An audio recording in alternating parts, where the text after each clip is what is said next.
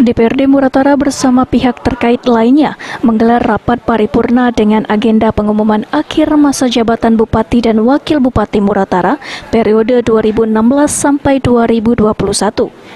Dalam rapat paripurna yang dipimpin Ketua DPRD Efriensyah mengungkapkan sesuai peraturan perundang-undang bahwa jabatan Bupati dan Wakil Bupati Muratara berakhir pada 17 Februari tahun 2021 ini.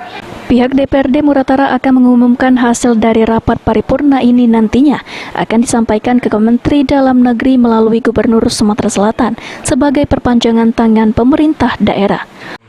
Rapat paripurna hari ini adalah pemberhentian Bupati dan Wakil Bupati Musyawarah Utara periode 2016-2021 karena sesuai dengan masa jabatannya lebih kurang 1 bulan lagi akan berakhir.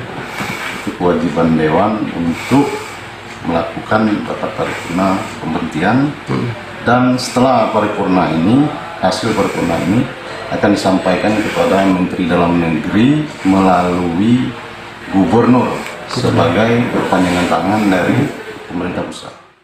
Adirian Zapal TV. 2021